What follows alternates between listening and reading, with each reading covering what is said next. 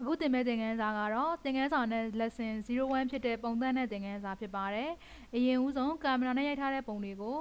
အရွယ်အစားစိုက်ချိုးပါမယ်အလင်းမောင်ချိန်ပါမယ် logo ထည့်ပါမယ်ဒီသင်ခန်းစာကိုအရင်ဦးဆုံးသင်ပေးပါမယ် file ထဲမှာရှိနေတဲ့ဥပန်းကိုနှိပ်ပါ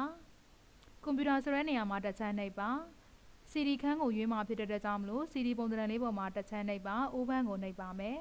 mouse နဲ့ double click နှိပ်မယ်ဆိုရင်လည်းရပါတယ် lesson 01 folder ပေါ်မှာ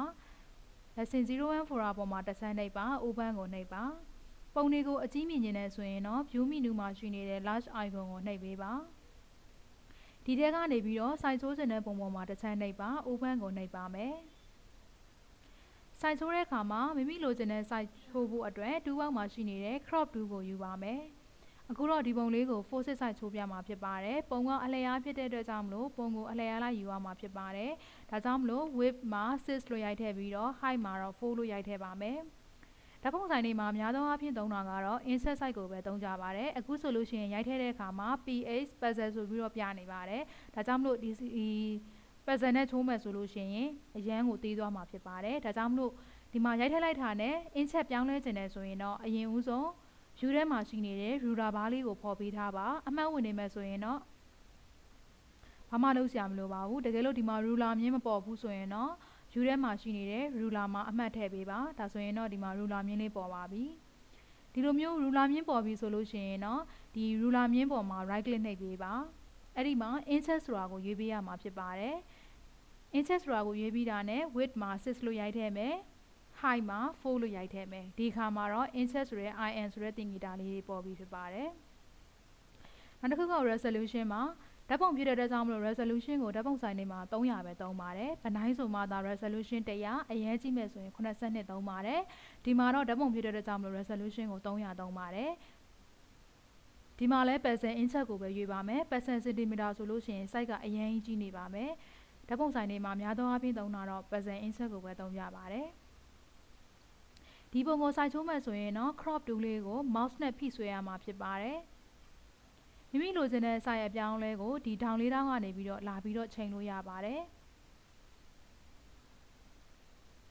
size ကိုအနည်းငယ်လှည့်ကျင်နေဆိုရင်တော့ဒီဘလောက်သွားလိုက်လို့ရှိရင်သူက rotate ဆိုတဲ့သင်္ကေတလေးပေါ်ပါတယ်ဒါဆိုရင်လှည့်လို့ရပါတယ်လိုချင်တဲ့အကွာအဝေးကိုရောက်ပြီဆိုရင်တော့အမှန်ချစ်လိုက်ပါမယ်ဒါဆိုရင်တော့ဒီပုံကို force site ချိုးပြီးသွားပါပြီဒီပုံရဲ့အလင်းမောင်တွေကိုချိန်မယ်ဆိုရင်တော့ keyboard မှာရှိနေတဲ့ control L ကိုနှိပ်ပါမယ်အီမီမှာရှိနေတဲ့ adjustment တွေက level ကိုနှိပ်မယ်ဆိုရင်လည်းရပါတယ်စာအုပ်ထဲမှာတော့ shortcut key တွေကို italic ပုံသဏ္ဍာန်လေးနဲ့ခွင်းစာခွင်းမိတ်နဲ့ဖော်ပြထားပါတယ်အဲ့တော့ level ပေါက်လေးကြားလာပြီဆိုလို့ရှိရင်တော့အရင်ဦးဆုံးသူ့ကိုအလင်းမောင်ချိန်ပေးရမှာဖြစ်ပါတယ်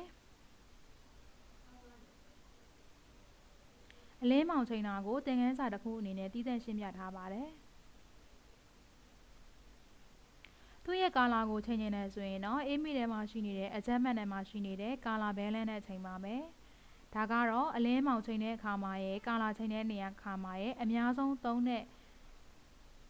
ကာလာချိန်တဲ့ဟာတွေဖြစ်ပါတယ်ကာလာ balance ကလည်းကာလာချိန်မယ်ဆိုရင်ကာလာ balance နဲ့အများဆုံးသုံးပါတယ်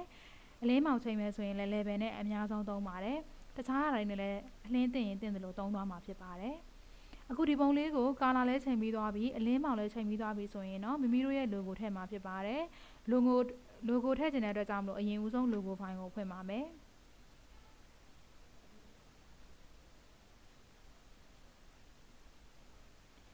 logo ဆိုတဲ့ပုံမှာတစ်ချမ်းနှိပ်ပါမယ် open ကိုနှိပ်ပါ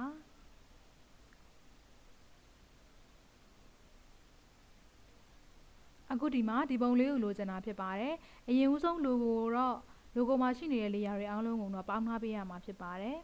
အဲ့တော့ပုံနှစ်ခုကို logo ထည့်တဲ့နေရာမှာပုံနှစ်ခုကိုမြင်ရတဲ့အနေထားရအောင်လုပ်ပါမယ်တခြား version CL2 တို့ CL3 တို့ဆိုလို့ရှိရင်တော့ keyboard မှာရှိနေတဲ့ F ကိုနှိပ်မယ်ဆိုလို့ရှိရင်သူကမြင်ကွင်းပြောင်းလဲသွားပြီးတော့ပုံနှစ်ခုကိုမြင်ရမှာဖြစ်ပါတယ်ဒါပေမဲ့ CL5 မှာတော့သူကတော့မြင်တဲ့အခါမှာကြည့်ရရှင်းအောင်လို့ဒီလိုမျိုးဘားလေးတွေနဲ့အထက်ထဲမှာဝင်ပြီးတော့နေပါတယ်သူ့ကိုအပြင်ထုတ်ချင်တယ်ဆိုရင်တော့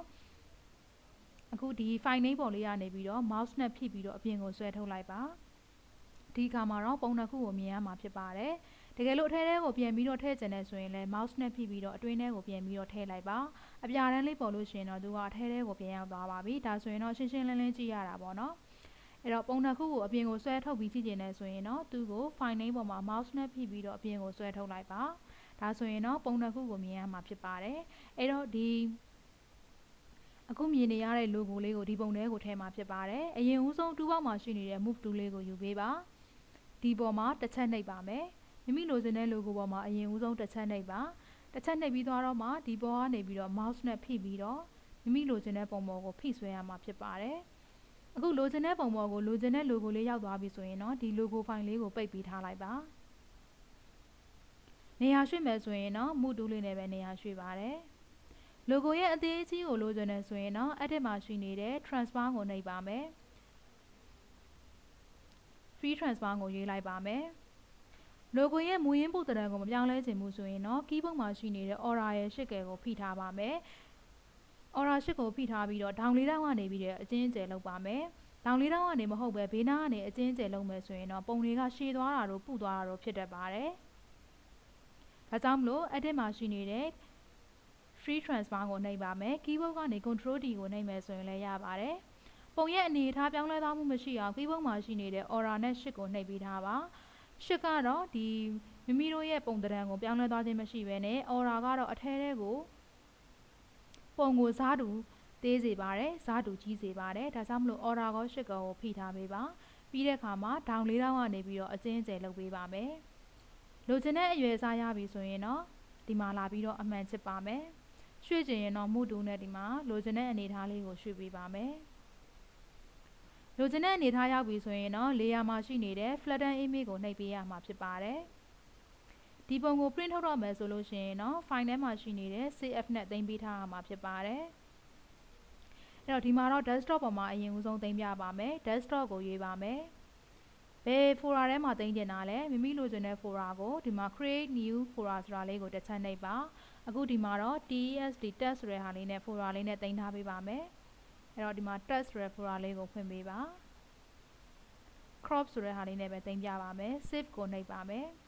ဒီလိုသိမ်းတဲ့အခါမှာပြောချင်တာကတော့ JPEG နဲ့ပဲသိမ်းပါမယ်ဘာကြောင့်လဲဆိုလို့ရှိရင်ဒီပုံကိုသွားပြီးတော့ print out ထုတ်မှာဖြစ်တဲ့အတွက်ကြောင့်မလို့ JPEG ကိုပဲရွေးပေးပါမယ်ပုံကို quality ကောင်းကောင်းနဲ့လိုချင်တဲ့အတွက်ကြောင့်မလို့ quality မှာ12ကိုထားပါမယ်တခြားအရေးအတွက်ဖြစ်နေမယ်ဆိုရင်တော့ဒီမှာဒီ score လေးကို mouse နဲ့ဖိပြီးတော့ left file ဘက်ကိုရွှေ့ပေးပါ12ရောက်ပြီဆိုရင်တော့ OK ကိုနှိပ်ပေးပါမယ်ဒါဆိုရင်တော့ဒီပုံကို desktop ပေါ်မှာ crop ဆိုတဲ့ file name လေးနဲ့သိမ်းပြီးသွားပြီဖြစ်ပါတယ်